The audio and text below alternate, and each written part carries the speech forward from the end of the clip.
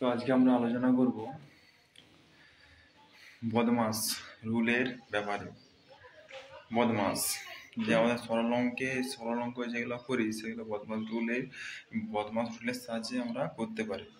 ঠিক আছে, তো এই বদমাসের বিয়ের মানে কি?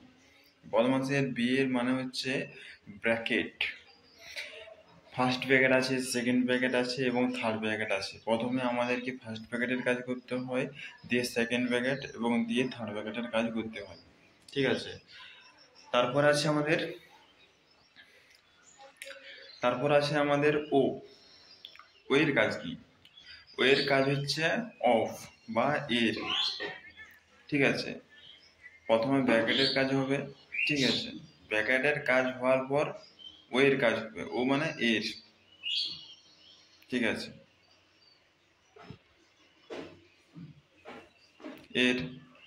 এর কাজ হবে। এর কাজ হওয়ার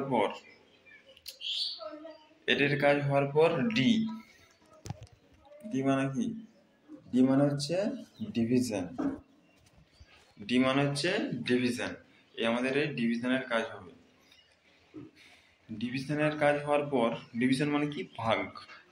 ভাগের কাজ হবে। প্রথমে ব্র্যাকেটের কাজ, তারপরে ও মানে অফ বা এর কাজ। এর মানে কি বলতো? গুণের কাজ। তারপর ডি মানে ডিভিশন, মানে ভাগের কাজ হবে। এবং তারপরে এম ফর কি? মাল্টিপ্লিকেশন মানে গুণের কাজ হবে। M for multiplication. মানে গুণের কাজ আগে হবে। তারপরে গুণের কাজ। মাল্টিপ্লিকেশন মানে গুণের কাজ হবে। তারপরে এ ফর অ্যাডিশন। তারপরে অ্যাডিশনের কাজ হবে। অ্যাডিশন মানে কি? যোগ। অ্যাডিশন মানে কি? যোগের কাজ হবে। এবং তারপর সাবট্রাকশন মানে হচ্ছে আমাদের বিয়োগ।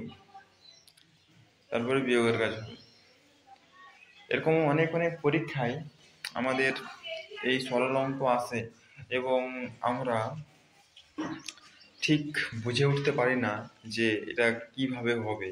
ঠিক আছে, এই বদমাস রুলটা যেটা আমি এখন বললাম, এই রুলটা তোমরা মাথায় রাখবে এবং পরের পর সাজিয়ে অঙ্কগুলা করবে। ঠিক আছে, যেরকম বললাম, BODMAS, B for bracket, O for of, D for division, M for multiplication, A for addition, S for subtraction. ঠিক আছে, এইভাবে সাজিয়ে করবে, দেখবে তোমরা এগুলা সঠিকভাবে করতে পারবে। এবার প্রথমে যে বললাম ব্র্যাকেট, ঠিক আছে, ব্র্যাকেট তিনটায় হয়। ঠিক আছে, তিন প্রকার হয়। ফার্স্ট ব্র্যাকেট হয়, সেকেন্ড ব্র্যাকেট হয়, আর থার্ড ব্র্যাকেট হয়। ঠিক আছে, ফার্স্ট ব্র্যাকেট আগে কাজ করতে হবে, কিন্তু দিয়ে সেকেন্ড ব্র্যাকেট, তারপর থার্ড ব্র্যাকেট। ঠিক আছে, এগুলা কিন্তু মাথায় রাখতে হবে। ঠিক আছে, এগুলো তোমরাকে মাথায় রাখতে হবে। এইভাবে তোমরা এই বদমাস রুলের যে অঙ্কগুলো সেগুলো তোমরা খুব সহজেই করতে পারবে।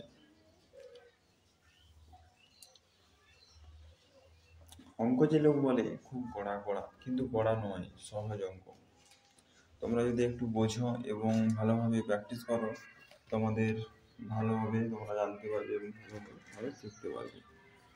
অঙ্ক খুব একটা কড়া নয়। ঠিক আছে, অঙ্ক খুব সহজ জিনিস।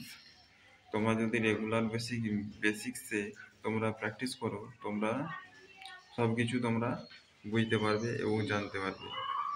ঠিক আছে, তাই তোমরা রেগুলার বেসিকে তোমরা পড়ো এবং শেখো। ঠিক আছে, এতে তোমাদের অনেক বেশি তোমাদের যে অঙ্ক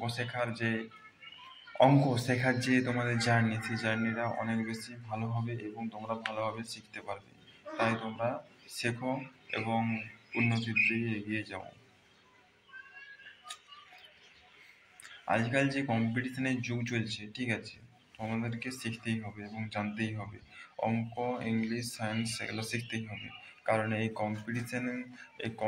মার্কেটে যে কম্পিটিশন চলছে, এর সাথে টেক্কা দিতে গেলে তোমাকে এগুলো শিখতেই হবে এবং না শিখলে তোমরা অনেক পিছিয়ে পড়বে। তাই তোমরা এগুলা শেখো এবং জানো এবং প্র্যাকটিস করো। ঠিক আছে, আজ পর্যন্ত এইটুকুই।